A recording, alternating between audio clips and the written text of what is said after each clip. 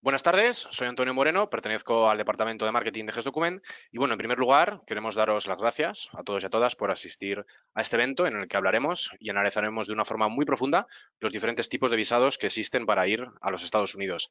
Antes de comenzar con la ponencia, quiero indicaros que, bueno, a la derecha de vuestras pantallas, como en un cajetín de preguntas, tenéis un espacio donde podéis plasmar preguntas, dudas que os vayan surgiendo durante toda la ponencia, en caso de que sea necesario.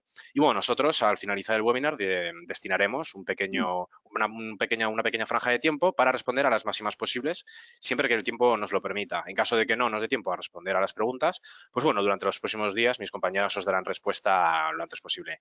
Este webinar lo van a impartir Clara y Arantxa, a las cuales, bueno, también les doy la bienvenida. Bienvenida, chicas.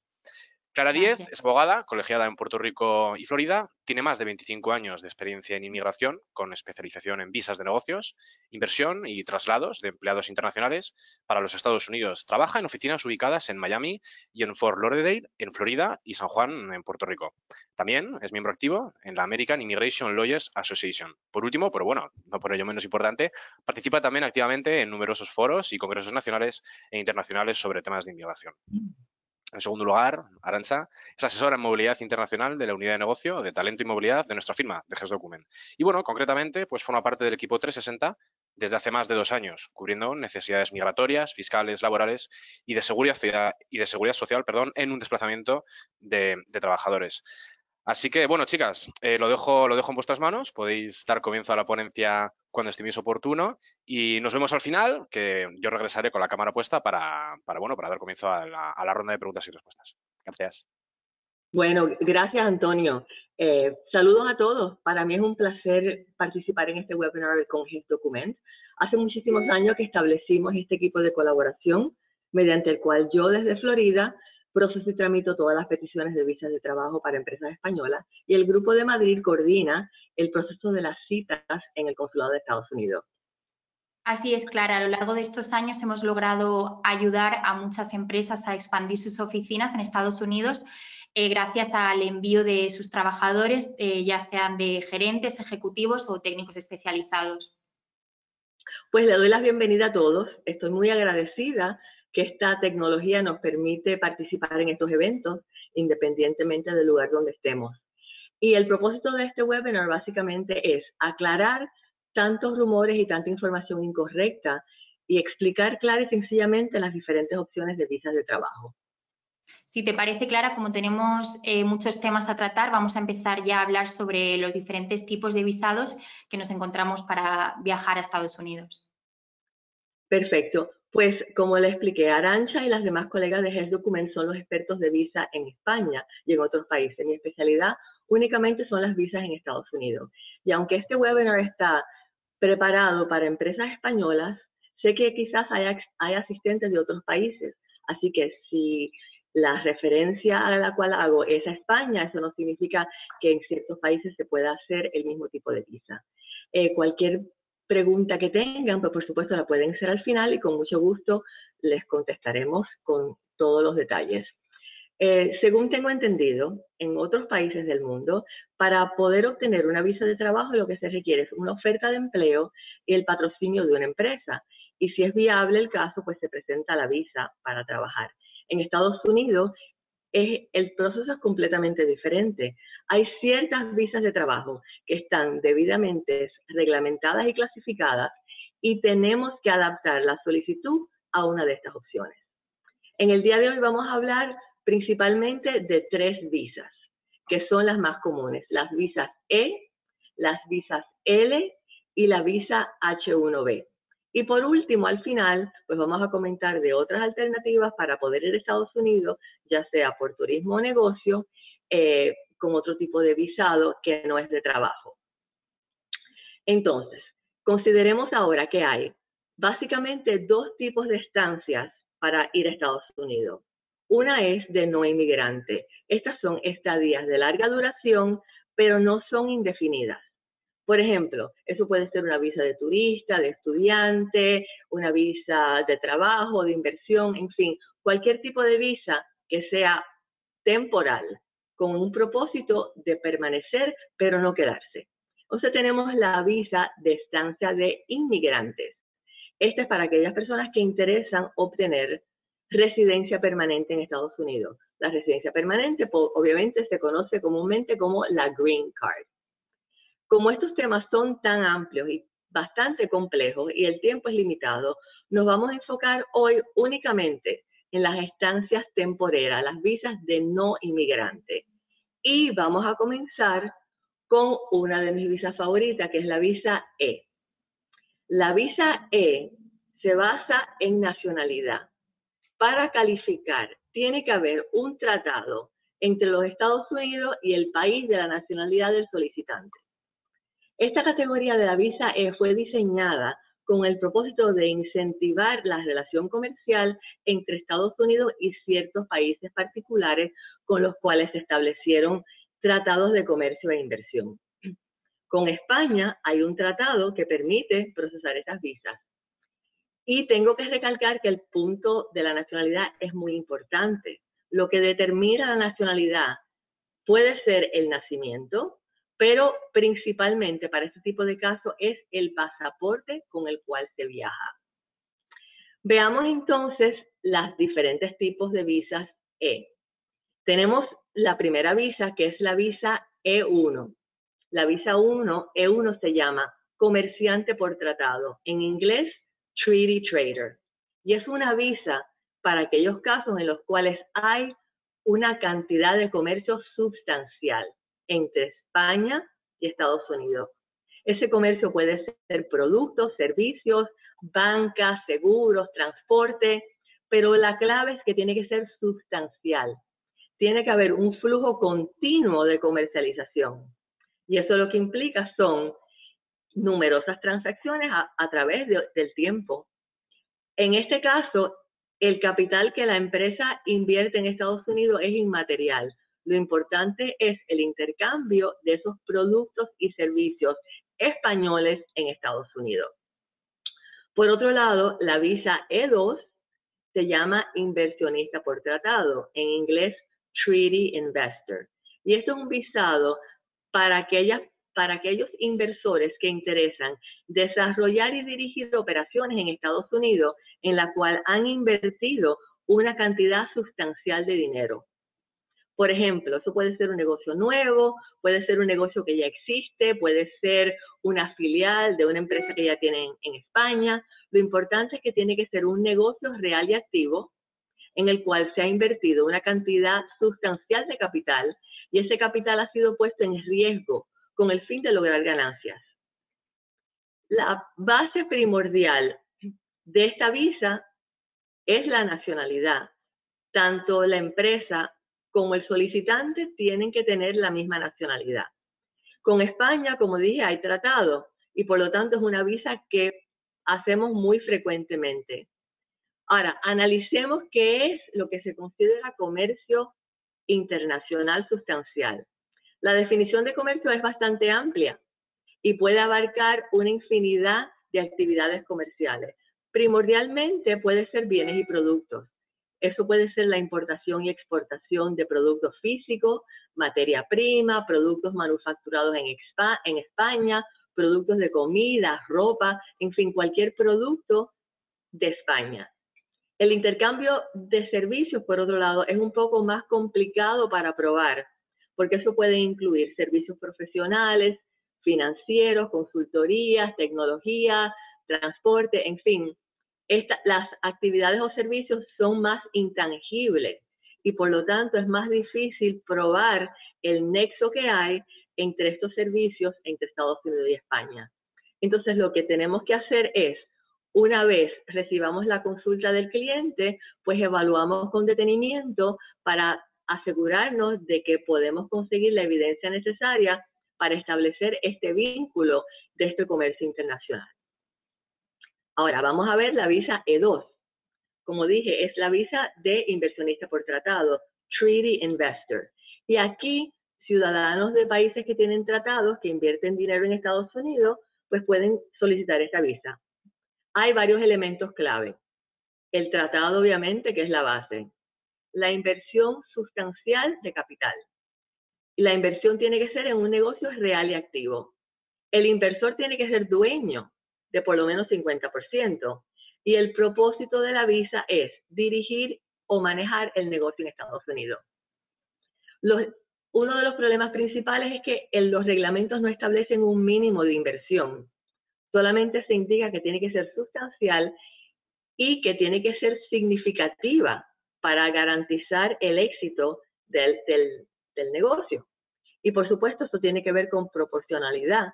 No todos los negocios tienen que tener el mismo tipo de inversión. Lo que constituye una inversión sustancial para un negocio como una tienda sería diferente a lo que sería una inversión para una compañía grande que va a manufacturar carros o productos en Estados Unidos. Entonces, otro punto clave es que tenemos que estar seguros de la fuente de fondos. Tiene que haber evidencia de la transferencia del capital, de dónde proviene, y que el capital se transfirió de España a Estados Unidos.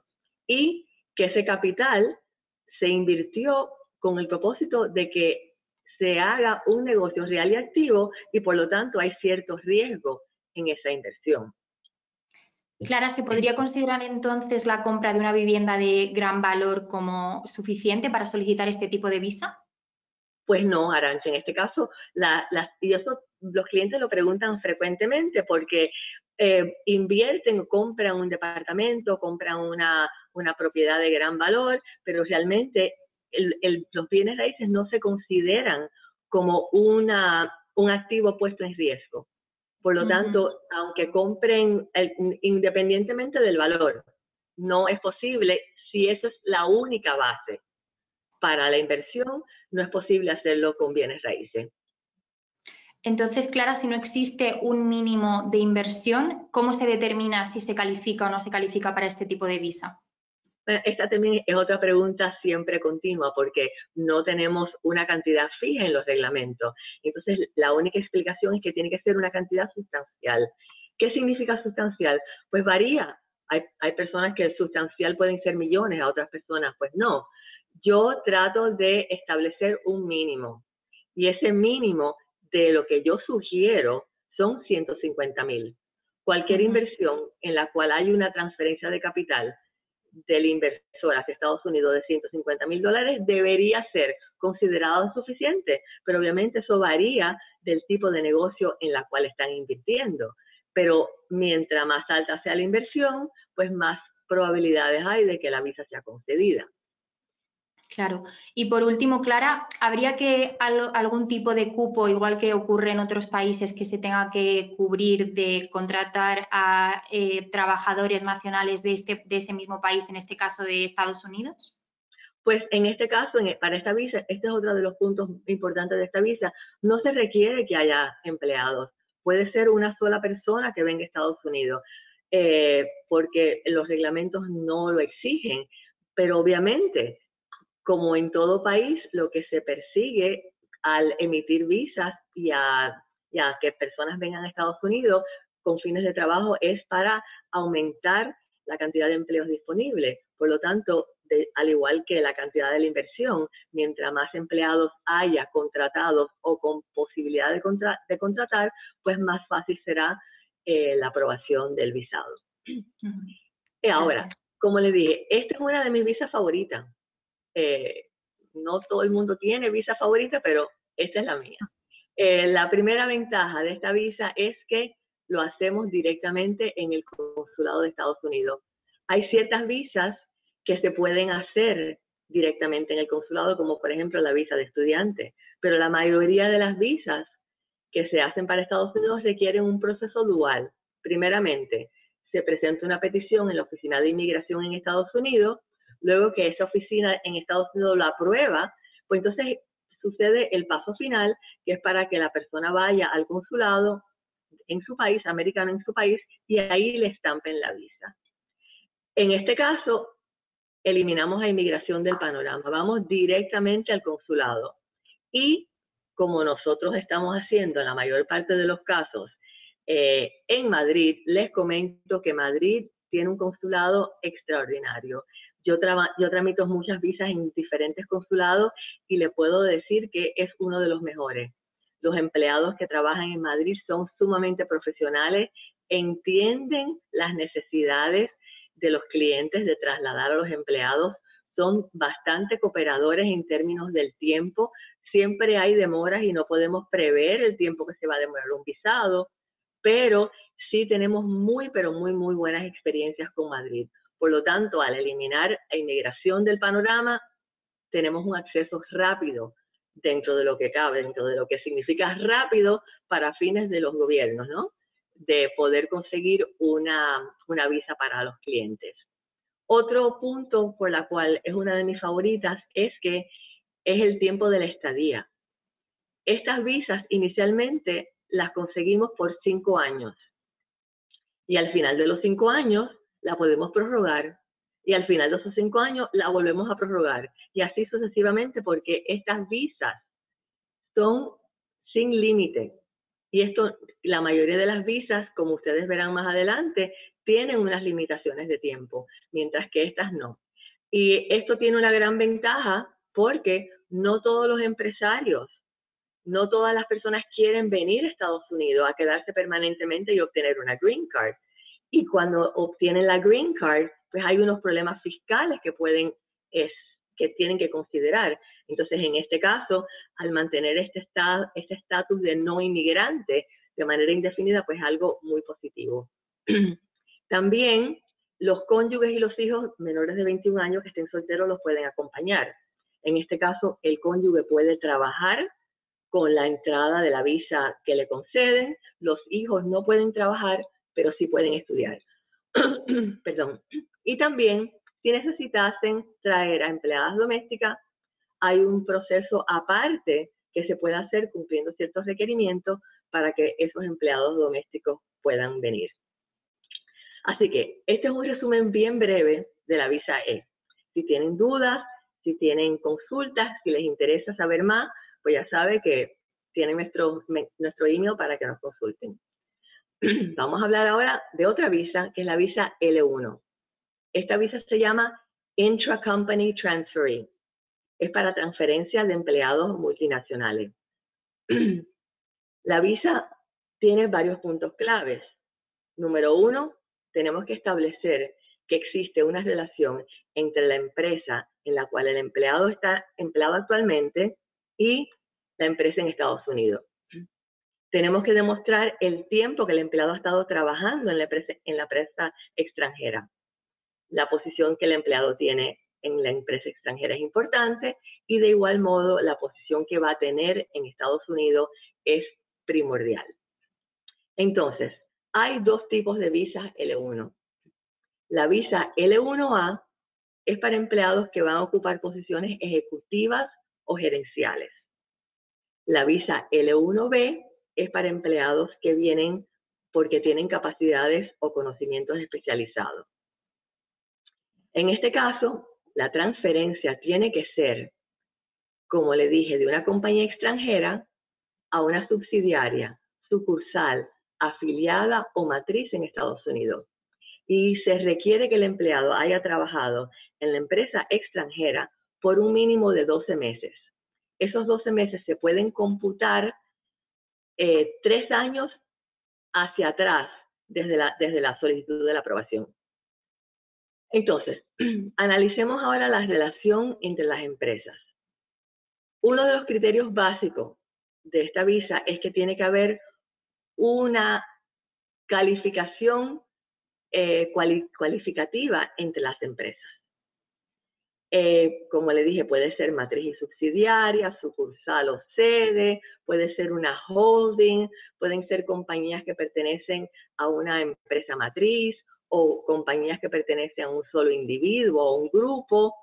Así que cada estructura, cada infraestructura de estos negocios puede ser diferente. Tenemos que analizar la infraestructura de su empresa en particular y basado en eso le podemos dar una opinión de su elegibilidad. Pero vamos a considerar dos puntos clave. Número 1, ¿quiénes son los dueños? ¿Y cuál es el porcentaje de dueños? Y número 2, ¿quién tiene control sobre cuál empresa? Comprobando esos puntos claves, pues probablemente podamos hacer la determinación de cuál sería esta asociación que nos permite presentarle la L1 en su caso. Y ahora vamos a ver la parte, en mi opinión, más complicada de la visa L1, que tiene que ver con la posición y las tareas del trabajador. Como les dije, hay dos visas, L1A, gerente o ejecutivo, L1B, conocimientos especializados. Eso verdaderamente suena bastante fácil, ¿verdad? En una compañía, las tareas y las responsabilidades que tiene cada empleado, pues son definidas y claramente indican si es gerente o si es ejecutivo o si simplemente tiene unos conocimientos técnicos súper especiales. Pero para la Agencia Federal de Inmigración en Estados Unidos, definir quién es quién requiere una cantidad extraordinaria de documentos. Por ejemplo, vamos a ver quién es un ejecutivo. Pues un ejecutivo es el empleado de alto nivel que tiene autoridad para tomar decisiones importantes relacionadas con la dirección de la empresa.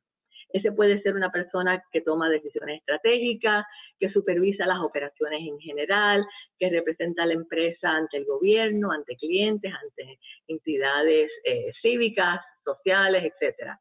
Por lo general son puestos de alta jerarquía, como presidente, CEO, vicepresidente, director general. Es claro, ¿verdad? ¿Quién va a ser un ejecutivo? Por lo menos la definición es específica. Ahora, ¿quién es un gerente? Pues la Oficina de Inmigración en Estados Unidos define a un gerente, por lo general, como un empleado que supervisa y dirige a otros empleados en la empresa. Por lo tanto, un gerente para inmigración sería alguien que puede contratar, que puede despedir, que supervisa el trabajo de otros empleados, que tiene autoridad para tomar decisiones importantes sobre su función. Entonces, inmigración se enfoca mucho en cuántas personas subordinadas tiene, a quién supervisa, quiénes son las personas que supervisa. Tiene que ver con la contratación, con la capacitación, con la evaluación del empleado. Esos son los puntos claves que inmigración se enfoca. Pero como todos sabemos, no todas las posiciones requieren un nivel de empleados subordinados que el gerente tiene que supervisar. Hay muchos empleados, muchos gerentes que tienen una posición de gran importancia y responsabilidad y que no tienen empleados subordinados. En ese caso, inmigración ha creado esta subcategoría que se llama gerente funcional.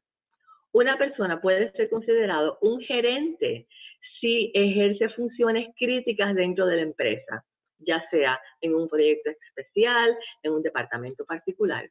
Esas funciones pueden ser supervisión de otros equipos o departamentos dentro o fuera de la empresa, control sobre proyectos de gran importancia para la empresa, pueden estar involucrados en la planificación, en otros proyectos que otras personas ponen en función.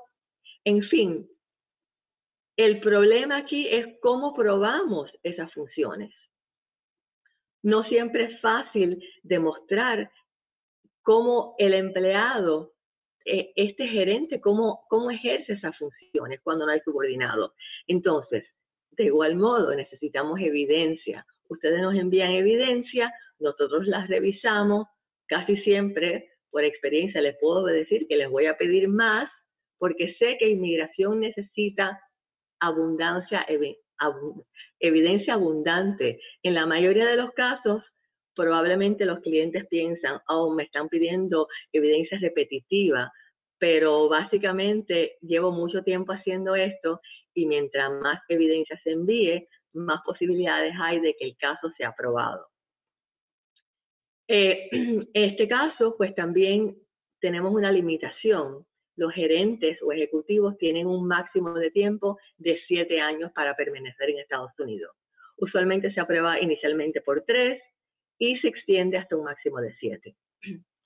Veamos ahora la visa L1B, que es la visa de conocimientos especializados. Inmigración define a un empleado con conocimientos especializados como alguien que tiene un nivel avanzado de conocimiento o experiencia en un área específica y que ese conocimiento es esencial para el funcionamiento de la empresa. Tiene que ser un conocimiento difícil de adquirir y el conocimiento no está fácilmente disponible en el mercado laboral de Estados Unidos. De igual modo, suena lógico y razonable, ¿no? Pero la realidad es que inmigración es exigente. Usualmente las visas L1B son aprobadas para empleos técnicos, empleos de posiciones científicas, ingenieros, químicos y posiciones que son técnicamente especializadas. Pero como todos sabemos, en la gran mayoría de las multinacionales hay empresas muy especializadas que no son tan técnicas. Por ejemplo, es necesario que la persona sepa utilizar ciertos software bien especializados o técnicos sofisticados o consultoría de informática, que también puede ser muy técnica, de contabilidad especializada, o también hace falta que estas multinacionales tengan personal con conocimientos especializados para que la empresa funcione con cierta uniformidad a través de todos los países. Pero lamentablemente inmigración no siempre coincide con esta lógica. Y lo único que podemos hacer otra vez es analizar su caso y hacer las recomendaciones pertinentes. También sobre el tiempo de la estadía en las L1B de conocimiento especializado, el tiempo máximo son 5 años. Casi siempre 3 años de aprobación inicial y una extensión hasta un máximo de 5. Clara, ¿cuánto tiempo considera inmigración para que considere que es una oficina nueva? Pues mira, Arantxa, una oficina nueva, inmigración la considera cuando tiene menos de un año de registro. Pero yo he visto muchos casos que hay empresas que llevan mucho tiempo registradas en Estados Unidos, pero no apenas han hecho negocio. Y si, a pesar de un registro de hace varios años, si no hay evidencia de negocio activo, si no tenemos declaraciones fiscales, si no tenemos cuentas de banco, si no tenemos evidencia de actividad comercial, pues en ese caso, inmigración también podría considerar que es una compañía nueva. ¿Y se puede solicitar este tipo de visa para estas compañías que inmigración considera como nuevas? Oh, sí, claro que sí. Por supuesto que se puede solicitar, pero aparte de probar lo que ya explicamos, la relación entre las empresas, la posición del empleado, etcétera, tenemos que demostrar que la empresa está lista para hacer negocios. No se puede transferir un empleado con una expectativa de que esa empresa va a estar funcionando. Por lo tanto, necesitamos un plan de negocios detallado en la cual se demuestre cómo la empresa piensa operar, cuál va a ser la estructura organizativa, cuál va a ser la función y la responsabilidad de los empleados que tiene o que piensa contratar, cuáles son las previsiones financieras, qué estrategias de mercado hay que pueden pronosticar de que la empresa va a ser exitosa. Y también un punto clave es que tiene que tener un local comercial. Hay muchas empresas que pueden funcionar sin local comercial. No, eso no menosprecia la cantidad de negocio que van a hacer, pero pueden funcionar quizás de una oficina pequeña o a veces de una oficina virtual, y eso para inmigración no va a funcionar. Hace falta un local comercial en la cual se demuestre que está suficientemente grande para los empleados que va a traer o que piensa contratar. Así que ese es un punto importante. Otro punto que clave sobre esto es que cuando es un negocio nuevo, la aprobación es solamente por un año. Y eso lo que hace es que el tiempo pasa volando y en menos de 12 meses tenemos que estar preparando una extensión, y ahí es complicado porque tenemos que probar de que esos planes que indicaron en el business plan que verdaderamente ya están teniendo frutos, o si no funcionaron o hubo algún tipo de percance, tratar de explicarlo. Pero la clave es demostrar por qué es que, a pesar de que no se han cumplido con todos los requerimientos del plan de negocio, aún se requiere que este gerente o este ejecutivo venga a Estados Unidos. Entonces, a pesar de que yo he criticado muchísimo la L1, tengo que decir que hay algunas ventajas. Una de las ventajas es la rapidez del proceso.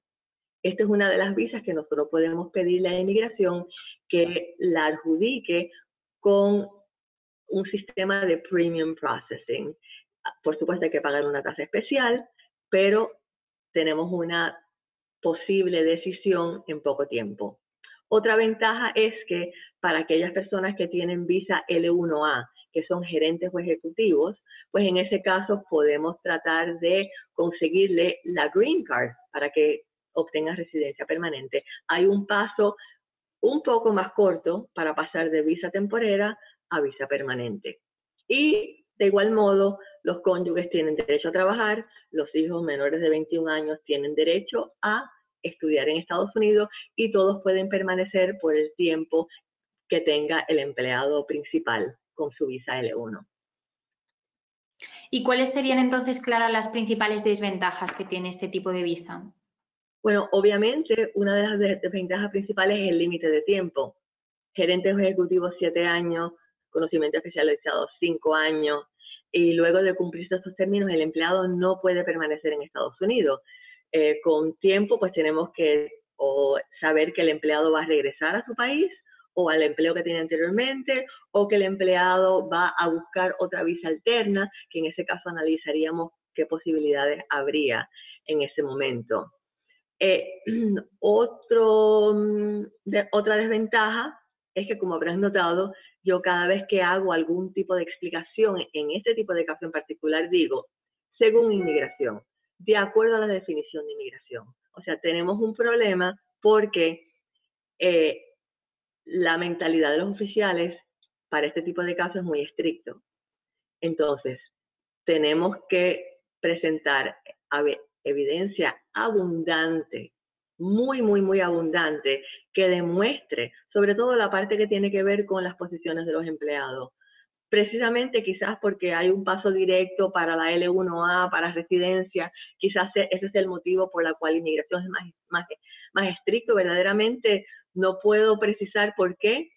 Sí le puedo decir que nosotros tramitamos muchísimas L1, pero yo personalmente trato de ser más estricta que inmigración y me aseguro de que tengamos los elementos necesarios para aprobar el caso. Por lo tanto, mi historial de aprobaciones de visas L1 es 99.9%. Pero yo les voy a pedir y pedir y pedir. Y si me dan, seguimos adelante. Así que ese es el resumen breve de la visa L1. Vamos a ver ahora la tercera visa, que es la visa H1B. Esta visa es una visa de trabajo temporal que permite que compañías en Estados Unidos contraten a trabajadores extranjeros para ocupaciones especializadas. Estas visas están diseñadas para profesionales altamente capacitados y se otorgan para puestos que requieren título universitario o el equivalente. Entonces, vamos a ver cuáles son los requisitos de elegibilidad para la H1B. Primeramente, necesitamos una empresa en Estados Unidos y esa empresa tiene que hacer una oferta de trabajo. Necesitamos probar de que el empleado tiene la cualificación necesaria para esa posición y que tiene el equivalente al título universitario. Y la oferta de trabajo tiene que ser para una ocupación, una posición especializada para la cual se requieran esos estudios. En este caso, casi siempre la aprobación es por un periodo de 3 años y tenemos también una estadía máxima. La estadía máxima son 6 años. Hay ciertas excepciones para este límite de tiempo. Por ejemplo, personas que están en proceso de la Green Card y que hay atrasos en la visa. En fin, hay ciertas veces en que se puede extender, pero casi siempre es limitado a 6 años. A los 6 años tiene que terminar su estadía en Estados Unidos. Clara, ¿y qué sucede en los casos de personas que empezaron sus estudios pero que finalmente no los terminaron? ¿Pueden solicitar este tipo de visa? Pues mira, en ciertos casos, Arantxa, podría ser posible, porque si necesitamos primeramente conseguir el diploma que tiene. Si no terminó el diploma, necesitamos una transcripción de todos los cursos que tomó y eso lo mandamos a evaluar.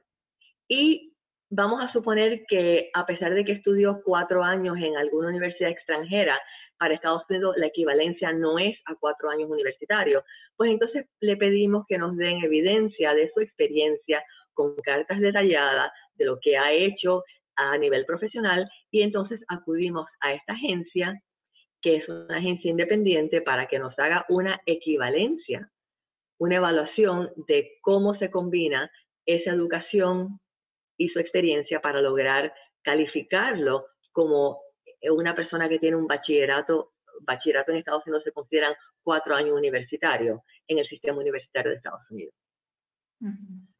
Ahora, vamos a ver estos inconvenientes que tiene este visado, porque hasta ahora todo suena perfecto. La empresa pide al profesional, listo. Pero lamentablemente no es así, porque esta visa está sujeta a un cupo anual. Por lo tanto, hay un límite de la cantidad de visas que se pueden emitir cada año. Este límite está establecido por el Congreso de Estados Unidos. Hay 65,000 visas disponibles para empleados profesionales que tienen bachillerato universitario en Estados Unidos. Y hay otras 20,000 visas para aquellas personas que tienen un título de máster que lo han obtenido en universidades en Estados Unidos. Por lo tanto, como tenemos esta limitación, la única manera de poder optar por esta visa es participando en una lotería. Cada año, Inmigración hace una lotería que se hace usualmente en el mes de marzo. De hecho, este año la lotería, el sorteo comenzó el 6 de marzo y terminó el 22 de marzo. Y ya a principios de abril sabíamos quiénes habían sido, quiénes habían ganado el sorteo de esta lotería de H1B. Así que para aquellos que los ganaron, pues vamos a empezar a procesar estas visas H1B para ellos. Entonces, Clara, entendemos que el ser agraciado por esta lotería no implica que el visado se vaya a conceder, ¿verdad? Así es. Lamentablemente, a pesar de que la lotería es muy complicada, ganarla, ¿no? Porque para un ejemplo, el año pasado, para estas 65,000 visas, hubieron más de 700,000 solicitudes para la lotería. Por lo tanto, el ser agraciado en esta lotería es algo único, porque están muy limitados. Pero el haber ganado simplemente lo que te da es la oportunidad para hacer la solicitud. O sea, después que sabemos que el empleado está dentro de la posibilidad de presentar porque está en la lotería, entonces le tenemos que pedir a la empresa que nos dé toda la evidencia necesaria para probar los detalles de la empresa, que la posición es una posición profesional, que el empleado tiene las cualificaciones y entonces presentarlo a inmigración. Esta lotería, pues obviamente controla muchísimo la posibilidad de presentar esos casos, pero sin embargo hay ciertos casos que no tienen que entrar en la lotería. Por ejemplo, personas que vienen a trabajar en instituciones académicas como profesores, investigadores, personas que vienen para trabajar en ciertas investigaciones de compañías sin fines de lucro, organizaciones internacionales. Hay ciertos casos en los cuales no tienen que entrar en la lotería, pero lamentablemente la mayoría sí tiene que participar en la lotería. También otras personas, por ejemplo, que ya tienen visas H1 o que fueron clasificados como H1B, la renovación no tiene que hacer la lotería ya. O si las personas tienen H1B y quieren cambiar de empresa, también lo pueden hacer sin necesidad de participar en la lotería. Pero en este caso, contrario a lo que expliqué anteriormente de las visas E y L, el cónyuge que viene con visa H4 no puede trabajar. Puede venir a Estados Unidos, los hijos menores pueden venir, pueden permanecer por el mismo tiempo que estaría aquí el empleado principal, pero no puede trabajar el cónyuge. Si quiere trabajar, necesita hacer un proceso separado para obtener su propia visa de trabajo. Bueno, ahí terminamos con la visa H1B. Como ven, si tienen suerte, vamos hacia adelante y si no, tenemos que probar la suerte al año siguiente. Vamos a hablar ahora del Premium Processing. En el contexto de inmigración, Premium Processing es un servicio opcional que permite que los solicitantes de ciertas visas soliciten acelerar el procedimiento de sus casos. Y esto es a cambio de una tarifa adicional. La tarifa recientemente aumentó y la tarifa en la mayoría de los casos es $2,805. Es una tarifa significativa, pero es un proceso positivo porque ciertas empresas necesitan tener una adjudicación rápida y al hacer el premium processing tenemos oportunidad de saber con más rapidez el tiempo, la decisión. El tiempo que demora la adjudicación varía dependiendo de diferentes peticiones. Algunas son 15 días, otras son 45 días, a veces son días hábiles, otras veces son días calendarios, pero por lo menos tenemos esta opción que nos permite acelerar el proceso, que por lo general es bastante demorado. Bueno, de mi parte, esta es la presentación de las visas de trabajo. Las explicaciones han sido bastante breves, bastante concisas. Espero que les haya dado una idea de la posibilidad de utilizar estas visas para las metas de sus negocios en Estados Unidos. Siempre estamos disponibles para sus consultas, así que siéntanse en confianza de hacernos las preguntas que necesiten. Y ahora pues vamos a pasar a otra opción que tienen ustedes para viajar a Estados Unidos, que Arantxa les va a explicar sobre los visados temporales. Así que adelante, Arantxa. Gracias, Clara. Así es, a continuación vamos a hablar un poco, a mencionar cuáles son las opciones que nos encontramos cuando queremos ir a Estados Unidos con motivo de turismo o negocios, que serían el Visa Waiver Program o ESTA o el visado B1, B2. En primer lugar, vamos a hablar sobre el Visa Waiver Program o Programa de Extensión de Visados, que es un acuerdo que tiene Estados Unidos con ciertos países que permite a los nacionales de estos países que puedan viajar a Estados Unidos siempre que sea por motivos de turismo o negocio sin la necesidad de solicitar un visado. Por el contrario, lo que estamos solicitando sería una autorización electrónica que se solicita a través de la propia web del gobierno de Estados Unidos y en la que nos van a pedir una serie de información personal con la que ellos van a poder comprobar si eres o no, si es viable o no que puedas viajar a Estados Unidos sin la necesidad de solicitar un visado. Nos suelen dar una contestación en un plazo entre 24 y 72 horas normalmente y este tipo de autorización, que no visa, se suele conceder por un periodo de entre 1 y 2 años. Permite múltiples entradas a Estados Unidos, pero siempre en cada una de las entradas el máximo tiempo que se va a poder permanecer en el país es de 90 días. Esto es muy importante porque a pesar de que vayas a poder entrar múltiples veces a Estados Unidos, siempre que sean por estancias menores a estos 90 días, hay que, para el oficial que va a revisar la solicitud en el puerto de entrada al país, le puede resultar ciertamente sospechoso si has estado entrando al país muchas veces en un periodo de tiempo muy corto.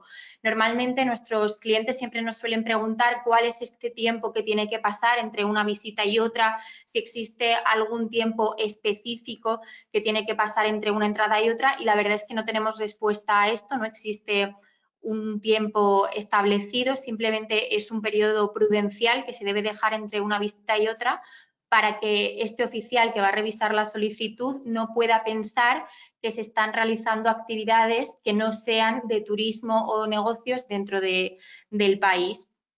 Por tanto, como he mencionado anteriormente, las personas que pueden solicitar este tipo de autorización son aquellas nacionales de los países con los que Estados Unidos tiene este tipo de acuerdo, aquellas que no vayan a estar más de 90 días de seguido en el país y que vayan a ir por motivos de turismo o negocio.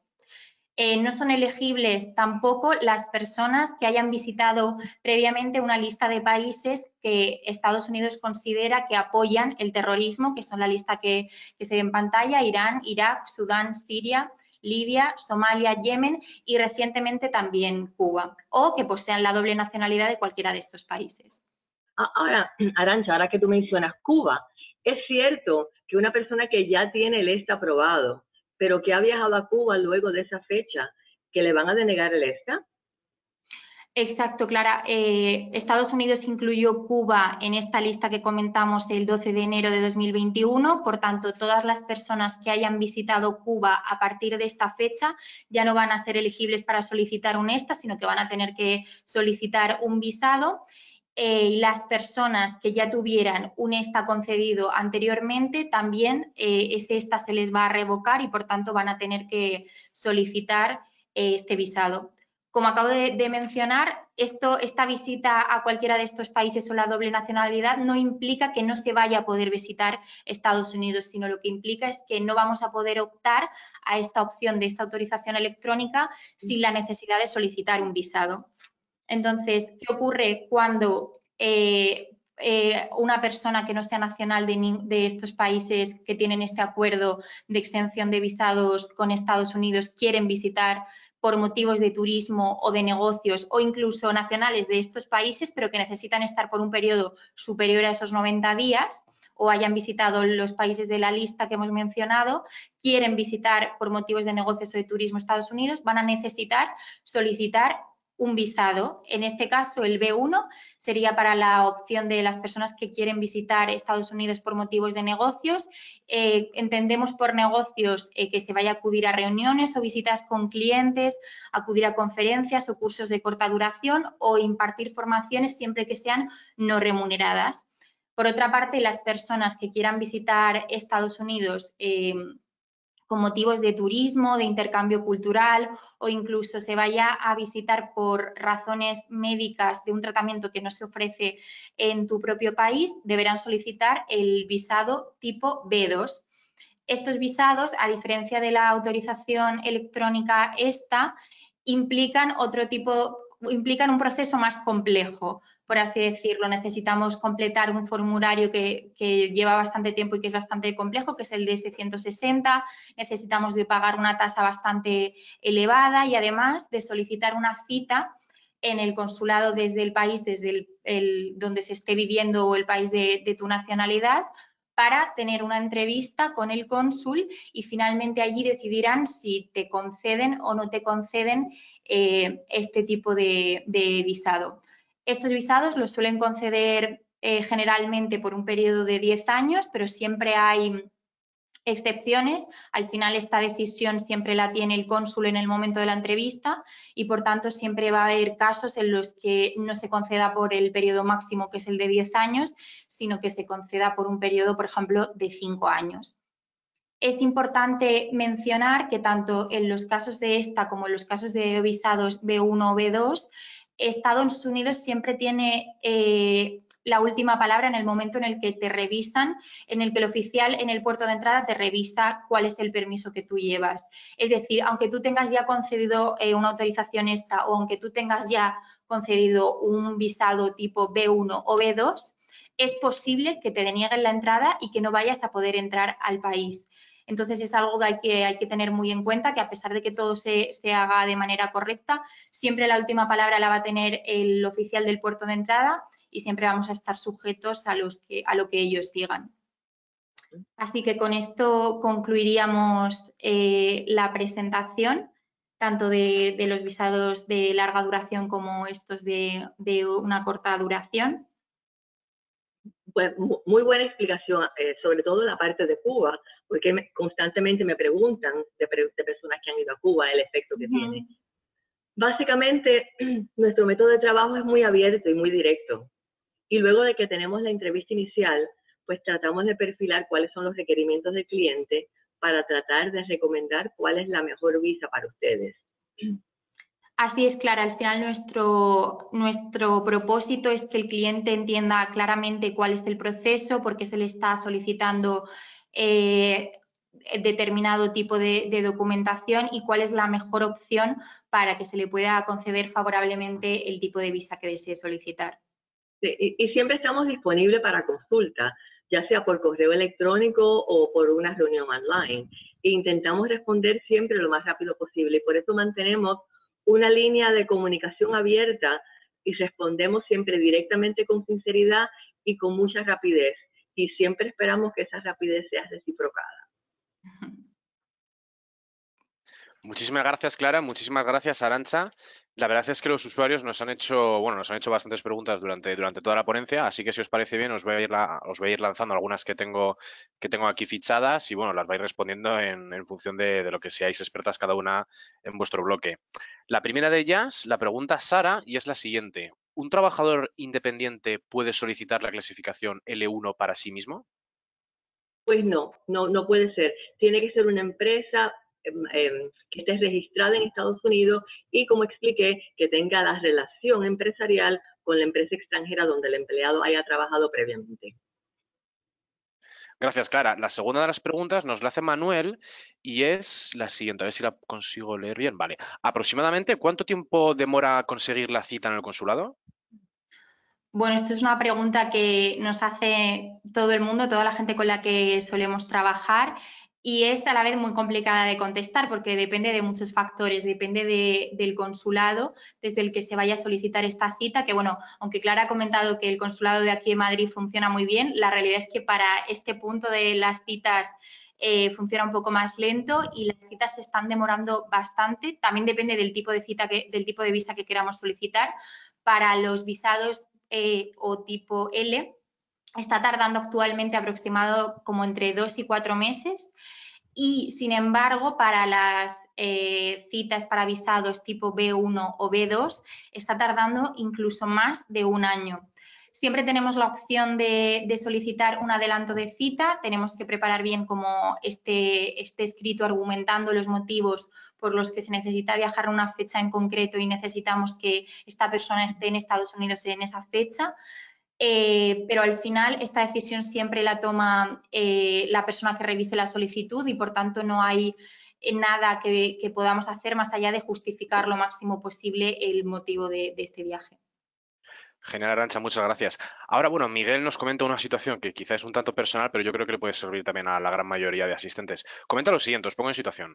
Una persona comenta, bueno, Miguel comenta que recibieron en sus oficinas una visita inesperada de oficiales federales. Los oficiales le preguntaron sobre la petición L1 que la empresa presentó en inmigración y luego posteriormente entrevistaron al propio empleado.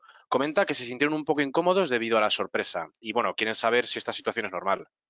Bueno, antes no era normal, pero hace bastante tiempo que es básicamente algo que puede suceder en la mayoría de los casos. Precisamente, inmigración como parte de la tasa que se paga para la petición L1, hay una tasa que se paga con propósito de un proyecto para evitar el fraude. Ese pago crea este grupo que se dedica a visitar a las compañías que han solicitado visa L1 para asegurar de que verdaderamente lo que se plasmó en la petición es correcto. Como sabemos, hay tanta gente que comete fraude, radica peticiones que no son correctas y por lo tanto pagan justos por pecadores. Por eso es que nosotros somos bien específicos, bien estrictos en el tipo de caso que tomamos, porque obviamente no queremos que se afecte ni la empresa ni el trabajador, porque estas visitas suceden y ocurren sin aviso previo. Por lo tanto, es necesario y tratamos de que la empresa y las personas a cargo de recursos humanos y el propio trabajador esté al tanto de qué fue lo que se solicitó, por qué se solicitó, qué se pidió, cuáles son las condiciones del empleo y compartimos los documentos básicos para que estén al tanto en caso de que si reciben la visita de algún oficial que se sientan con plena capacidad para responder completamente y sin duda de la veracidad del caso. Me vais a disculpar, bueno, es que nos están haciendo numerosas preguntas un montón, entonces os voy a lanzar la última, ya que quedan 5 minutitos, os lanzo la última y ya damos por concluido el webinar, ¿vale? Ignacio nos pregunta que ¿podría pasar de tener una visa J1 a una E2? Depende de la J1. La J1 es una visa bastante complicada porque es una visa que en muchas ocasiones requiere que el empleado regrese al país de origen para cumplir un periodo de 2 años, para demostrar de que el intercambio que tuvo pues es un intercambio autorizado por su gobierno. Hay ciertas visas J1 que no tienen ese requisito, así que tendríamos que analizar el caso en particular para hacer la determinación correspondiente y, por supuesto, independientemente de que si no tiene el periodo de los 2 años del requerimiento de regresar a su país, de verificar de que obviamente califique con las características y los requerimientos de la visa E, y para eso Cuando recibimos la consulta, le enviamos toda la documentación necesaria con el listado, con las explicaciones, con la información detallada para que el cliente inicialmente pueda determinar si tiene la capacidad de producir los documentos que necesitamos. Genial, Clara, muchas gracias. Mira, justo habéis comentado antes el tema de Cuba y la verdad es que veo aquí una pregunta muy interesante que la formula Patricia y es la siguiente. ¿Cómo sé si me han revocado el ESTA por haber estado en Cuba? Deberías recibir una notificación para comunicándote esta revocación. Una comunicación. Antonio, Sí, ya la lo que última pasa es pregunta que, porque... como Sí, comentamos, perdona, Arantxa. esto siempre va a suceder así. Quiero decir, siempre va a haber una revocación en caso de que tú tuvieras un ESTA concedido y tú hayas estado en Cuba a partir del 12 de enero del 2021 o tengas la doble nacionalidad, este ESTA siempre va a estar cancelado y aunque no hayas recibido ningún tipo de notificación, si viajas, como hemos comentado antes, en el puerto de entrada no te dejarán pasar, por lo que siempre en los casos en los que se haya estado en Cuba a partir del 12 de enero de 2021 o se tenga esta doble nacionalidad, siempre va a ser necesario la solicitud de una visa B1 o B2. Genial, gracias, Arantxa. Ahora sí que sí, os voy a lanzar ya lo último porque, bueno, nos llegan un montón, pero no vamos a poder dar respuesta a todas. Antonio nos pregunta que si es mucha la diferencia entre la tasa del ESTA y la que haga falta para el visado B1. Sí, la del ESTA suele rondar en torno a unos $14 y la del B1 o B2 está en estos momentos, si no me equivoco, entre 160 y 180 euros. Genial, Arantxa, gracias. Bueno, nos están preguntando también muchos usuarios que si vamos a enviar la presentación a todos los asistentes. Deciros que sí, que en un plazo aproximado de unas 24 horas recibiréis un correo electrónico en el que os enviaremos, pues bueno, todo el material que hemos ido formulando durante toda esta hora. Yo por mi parte, Arantxa, Clara, no sé si tenéis algo más que comentar, algo que añadir. Pero bueno, os haremos llegar las preguntas para que ya se las vayáis enviando a los diferentes usuarios en cuestión de los siguientes días. Y sí, Clara, comenta. No, de mi parte, muy agradecido a todos los que asistieron. Saben que siempre estamos disponibles para responder a sus preguntas, así que gracias por acompañarnos en el día de hoy. Gracias a todos. Muchísimas gracias. Bueno, solo indicaros que por favor los asistentes que os hayáis quedado hasta el final, que os lo agradecemos un montón. Ahora os va a aparecer una encuesta en la que, bueno, os van a salir diferentes opciones y os pedimos, bueno, el favor de si lo podéis completar porque esto nos ayuda mucho a nosotros a seguir mejorando también de cara al futuro y a, bueno, a potenciar mucho más estos seminarios. Así que nada, dicho esto, concluido, agradecer a todos vuestra asistencia y nos vemos en futuros webinars. Muchísimas gracias a todos. Gracias.